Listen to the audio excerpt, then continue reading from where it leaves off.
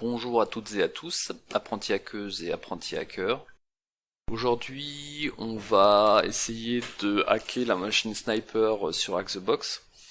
Parce que on a déjà parlé sur Hacksize de LFI, mais on n'a pas parlé de RFI, qui est très lié et une attaque encore plus puissante que la LFI, mais de plus en plus rare. Moi, en tout cas en audit, je n'en ai jamais trouvé de RFI.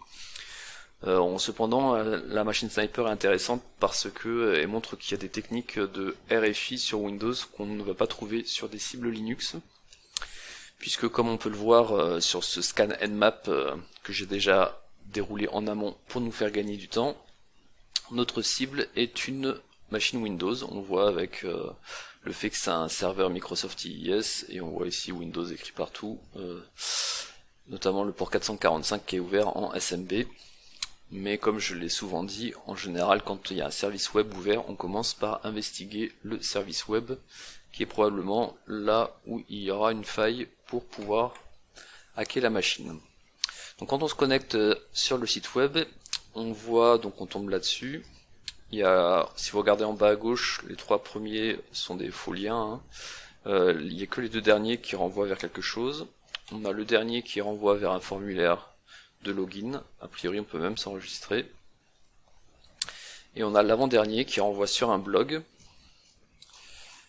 Et si on traduit, enfin on change la langue, et qu'on met en français puisqu'on est francophone, on voit que dans l'URL, il y a le cas typique où on peut tester s'il n'y a pas une LFI ou une RFI. Donc RFI pour Remote File Inclusion et LFI pour Local File Inclusion. Donc c'est l'idée que la page processée, comme on dit, traitée par le serveur, va inclure une autre page dans son code source. Et si cette inclusion est faite à partir d'une entrée qui peut être manipulée par la personne qui se connecte sur la cible, et bien donc la personne qui se connecte sur la cible va pouvoir manipuler, enfin en tout cas choisir quelle sera la page inclue et donc le code exécuté sur le serveur cible. Donc c'est principalement lié au PHP, enfin c'est-à-dire que en théorie c'est une vulnérabilité qui peut s'appliquer à d'autres langages que le PHP, mais en tout cas moi de mon expérience je l'ai uniquement vu sur du PHP.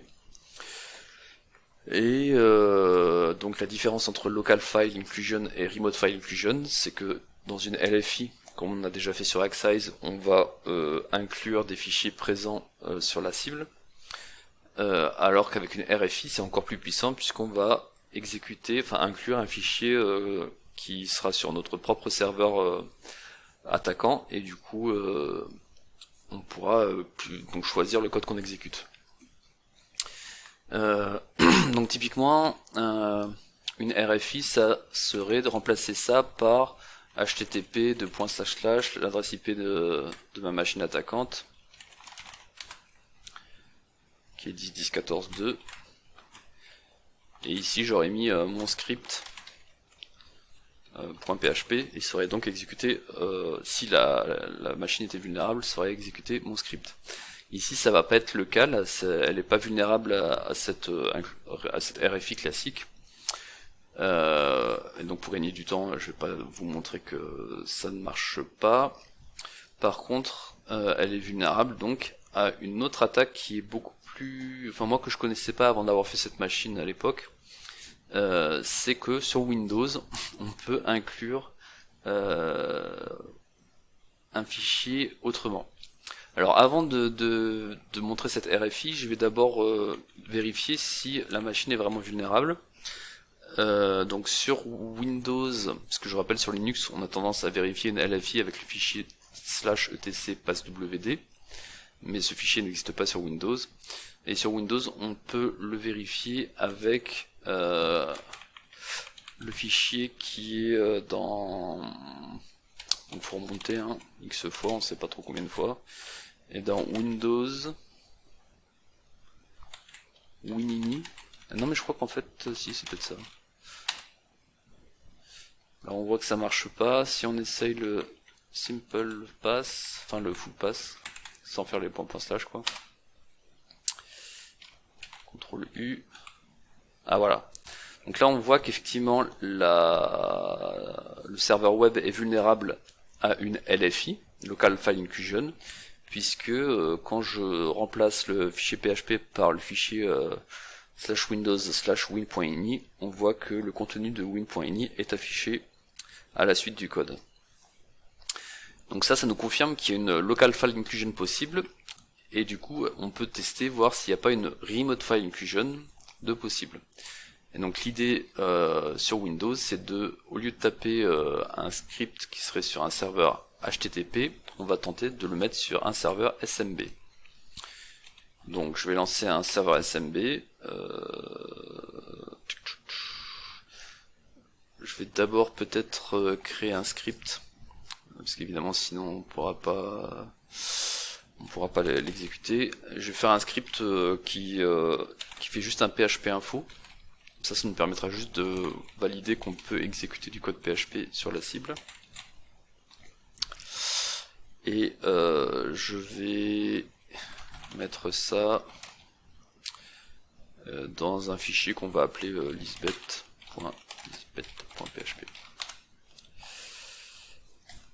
Il me faut le mot de passe sudo.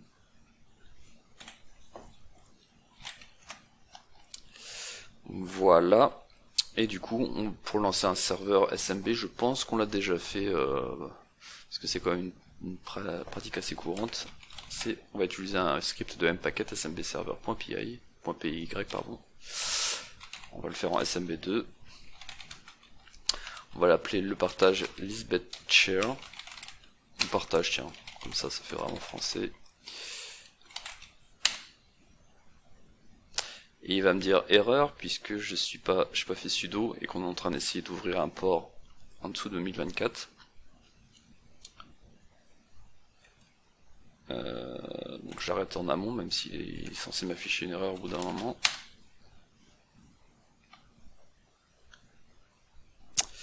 Voilà. Alors testons, et du coup là je remplace par / mon adresse IP attaquante que j'ai déjà oublié. Évidemment.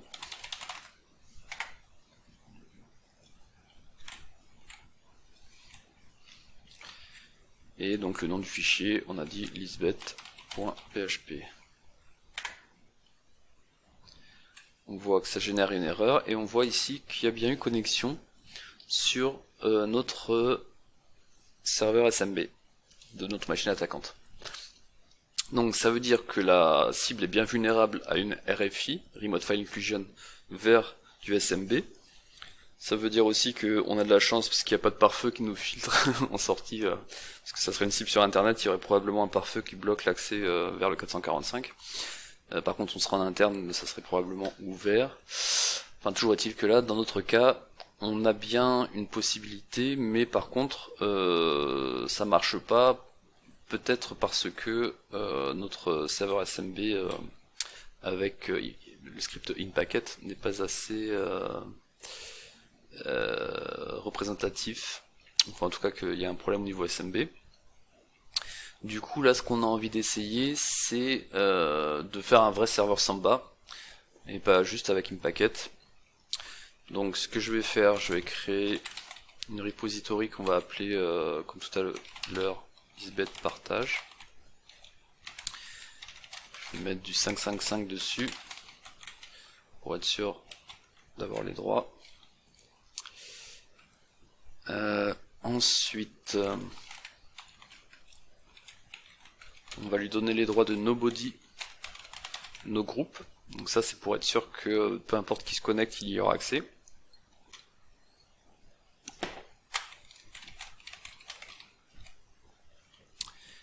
Et enfin, on va faire la même commande que j'ai fait tout à l'heure. Voilà, c'est-à-dire créer un script PHP qui s'appelle lisbeth.php et qui exécutera juste un PHP info pour déjà valider que ça fonctionne. Une fois qu'on a fait ça, il faut modifier donc la configuration de Samba.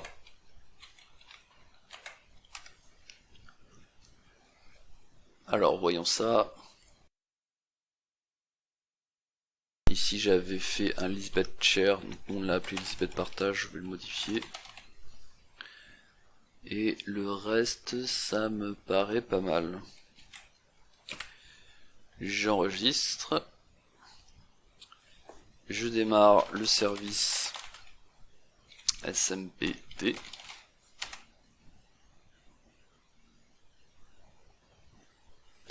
Une petite vérification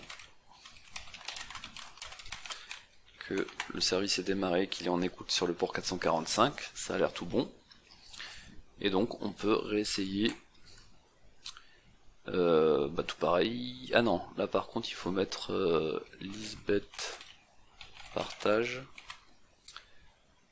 Et Lisbeth, ça me paraît bon.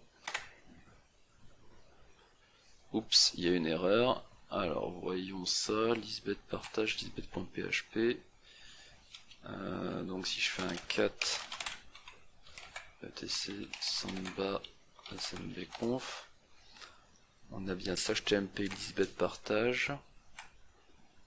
Ah ouais, mais là je l'ai appelé Lisbeth Share, le partage, pardon, ça c'est l'endroit et ça c'est le nom. Donc du coup il faut mettre Lisbeth Share ici. Share. Toujours pas mieux. Et qu'est-ce qui va pas d'autre? ls-l tmp Lisbeth Partage. Il n'y a rien dedans. Pourquoi il n'y a rien dedans? Parce que comme un con, cette commande là, je l'ai fait en local. Donc on va aller ici et la refaire au bon endroit. Ça devrait être mieux.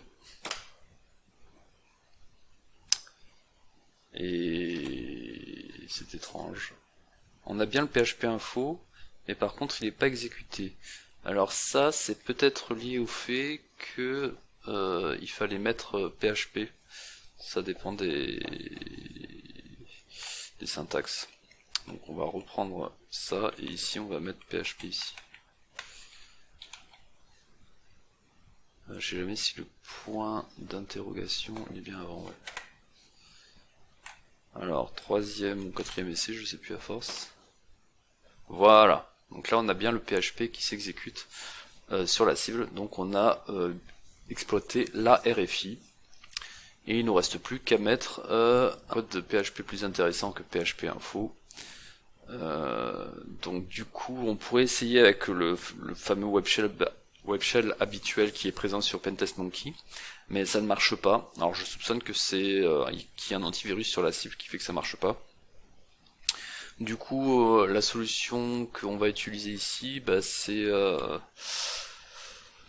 bon, alors déjà on va créer un fichier et je vais vous expliquer ça juste après. On va l'appeler salander.php et donc on va faire système pour exécuter une commande système.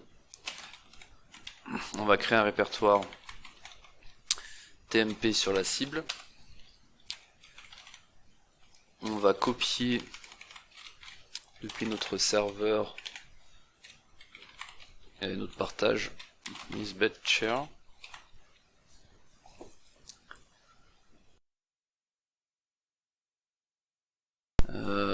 Lisbeth Share et après donc ça sera pas Lisbeth mais Salander ce coup-ci .php. Ah oui pardon, là, je suis en train de partir sur le code PHP alors que non, on veut d'abord copier un NC. Donc Net4 qu'on a déjà utilisé dans d'autres vidéos. Je vais juste vérifier que j'ai bien un nc64.exe dans mon répertoire racine. Du coup il faut que je déplace sur le partage. Donc on va faire un cp un sudo cp de nc64 et le mettre dans tmp et notre répertoire de partage.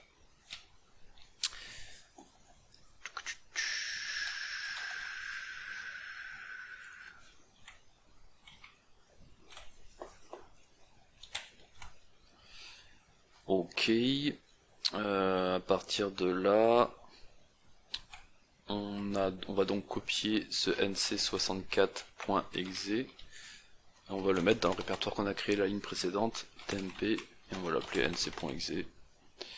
Tac. Ensuite, ben on va l'exécuter, hein. Si on le transfère, c'est bien pour l'utiliser. Et on va l'exécuter vers notre machine sur le port 1, 2, 3, 4 avec du PowerShell tant qu'à faire. Ça me paraît pas mal. Du coup, évidemment, il va falloir mettre en écoute un nc.nlvp, un listener, et on va utiliser, je sais plus si on l'a déjà fait, comment ça s'appelle, pour rlwap, comme ça, pour avoir la possibilité de faire des tabulations. Et ma foi, je pense qu'on est pas mal. Donc vérifions si ça marche en remplaçant donc lisbeth par salander. Donc, au lieu de faire du php.info comme code, on va exécuter un reverse shell. Parfait. On tombe donc avec un reverse shell sur la cible en tant que IUSR. Cool. Cool. Donc normalement on se dit bah on va aller chercher le flag users.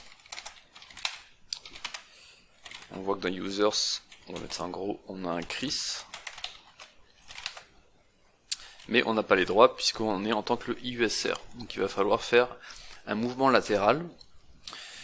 Donc là c'est pas la partie la plus compliquée de la machine puisqu'il suffit de se promener dans les différents fichiers. Et si on regarde dans inetpub wroot, on disait tout à l'heure, user, ici il y a un fichier db.php, et si on le regarde, on voit que dans ce fichier db.php il y a une connexion SQL avec un dbuser et ce mot de passe. Et du coup, si on essaye de faire un SMB map avec Chris et ce mot de passe, donc sur notre cible qui est la 10.10.10 151, donc on utilise le port 445 qu'on avait vu qui était ouvert dans le résultat du scan and map. C'est uniquement pour valider que Chris a fait cette erreur bateau d'utiliser le même mot de passe que le mot de passe de connexion à la base de données. Et c'est le cas, donc on voit que on a le mot de passe de Chris. Donc on va l'utiliser avec une technique qu'on a déjà utilisée dans une précédente machine, donc je passe vite, c'est-à-dire que on va en utiliser invoke command. Donc pour utiliser invoke command, il va falloir tout d'abord créer une variable dans laquelle on va faire le fameux convert to secure string. Donc ça c'est pour pouvoir stocker le mot de passe qui est juste là dans un format qui va bien sur PowerShell. Donc je mets as plain text force. Donc la variable pass contient le mot de passe dans le bon format. Donc ensuite on fait un cred pour stocker les credentials, c'est-à-dire le login et le mot de passe, le nom d'utilisateur et le mot de passe.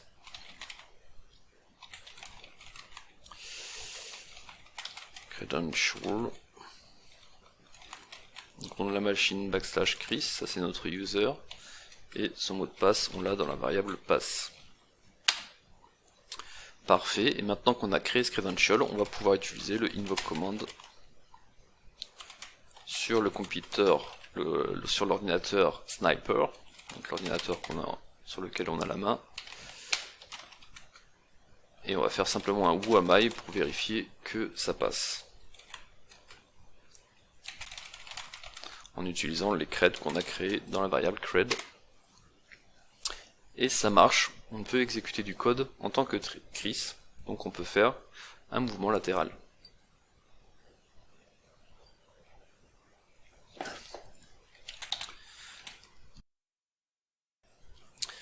Du coup, il ne nous reste plus que à faire un reverse shell. Donc comme tout à l'heure, mais en changeant le numéro de port, NC, NLVP, et donc tout à l'heure on a fait 1, 2, 3, 4, donc je vais faire 1, 2, 3, 5. Et ensuite, on refait pareil, hein, invoke command, computer sniper, pardon, sniper, script block, et donc j'exécute avec le NC qu'on a mis dans /tmp un reverse shell vers ma machine attaquante sur le port 1, 2, 3, 5, et toujours avec PowerShell comme précédemment avec les credentials qu'on a stockés dans Cred. Parfait, on a un reverse shell en tant que Chris. Donc on a fait un mouvement latéral de IUSR vers Chris. Et maintenant on va essayer. Ah pardon, on va d'abord montrer qu'on a bien accès au flag. Le flag est là, et donc si je fais gc user.txt .substring 04, on voit qu'on a bien accès au flag utilisateur. Donc la première partie est terminée. Maintenant la seconde partie, c'est comment on va élever nos droits. Pour cela, donc on se promène un peu sur la box, et si on va à la racine, on voit qu'il y a un répertoire docs. Dans ce répertoire docs, on a une note.txt qui nous indique que le CEO, rien que ça, ou la CEO, donc la PDG, on trouve que le niveau de Chris en PHP n'est pas ouf, et que ça serait bien qu'il s'améliore pour corriger les nombreuses failles qu'il y a sur le site web. On confirme en tout cas parce qu'il y a au moins une RFI. Et donc il faut qu'il produise aussi de la documentation pour une nouvelle application, drop it here when you're done with it. Du coup ça permet de se dire, on va essayer de pawner l'accès quand là où le PDG va se connecter pour aller prendre la doc. On va essayer de pawner cette personne. Et pour cela, le deuxième indice, je crois qu'il est dans user Chris, dans document. Non, du coup dans download. Ah, voilà. Et là on voit qu'il y a un instruction.chm, donc c'est un bon indice pour se dire que en fait il veut de la documentation en format CHM. Donc le format CHM, c'est un format propriétaire pour les fichiers d'aide sur internet développés par Microsoft en 97, donc c'est pas tout récent. Et du coup, pour pouvoir profiter d'un point de vue attaquante de ce CHM, on va devoir donc en créer un. Donc pour créer un CHM, on a besoin d'un tools qui s'appelle HTML Help Workshop, qui est, je sais plus si c'est préinstallé ou pas sur la plupart des Windows. En tout cas, donc je me suis sur ma machine attaquante Windows, ma VM attaquante, on voit dans Program Files que j'ai bien HTML Help Workshop qui est installé. Et ensuite, une fois que j'ai ce prérequis, pour faciliter le travail, je vais utiliser un script de Nishang.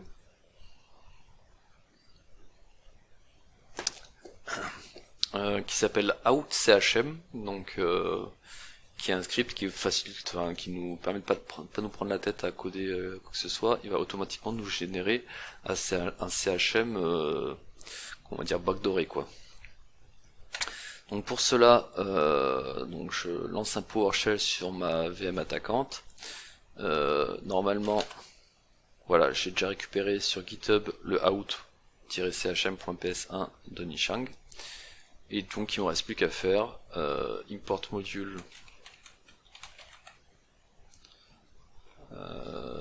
alors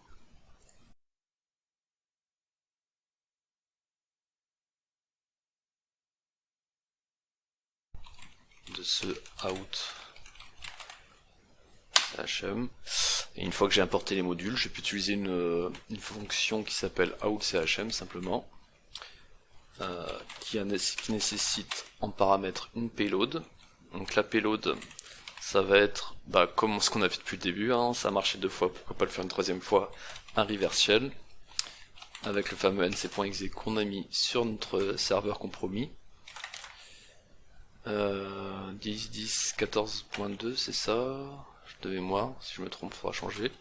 Donc on va encore monter de 1, après 1, 2, 3, 4, 1, 2, 3, 5, on va prendre 1, 2, 3, 6 comme port de connexion, toujours en PowerShell, ça nous a bien servi depuis le début. Donc ça c'est notre payload. Ensuite, il a besoin de savoir où est installé le fameux HTML Help Workshop. Et du coup, c'est ce passe-là. Tac.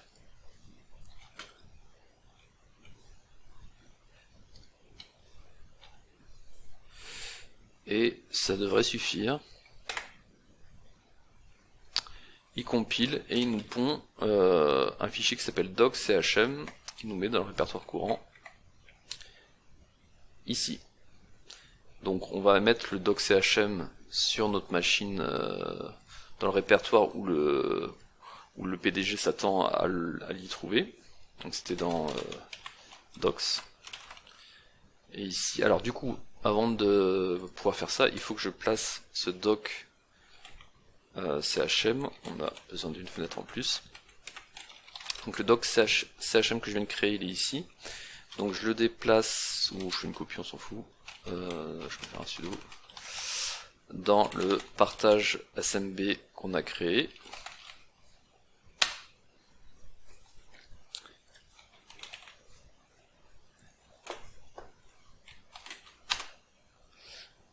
Comme ça, j'ai plus qu'à faire un copy.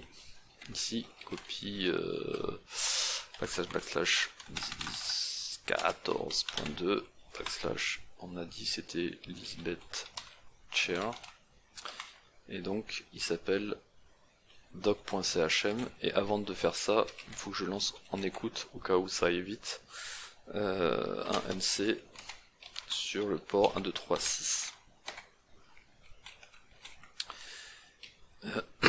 Doc.chm et on le met ici. Voilà, donc le transfert s'est bien passé, le doc.chm backdooré que l'on a généré se trouve bien dans ces deux points /docs, et il ne reste plus qu'à attendre que le PDG se connecte et ouvre ce document. Donc je vais faire une pause dans la vidéo s'il met du temps à se connecter.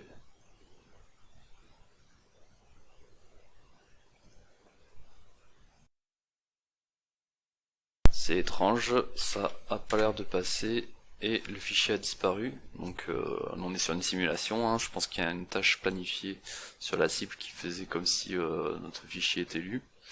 Et apparemment du coup ça n'a pas marché puisque le fichier a été supprimé et pourtant on n'a pas eu de reverse shell.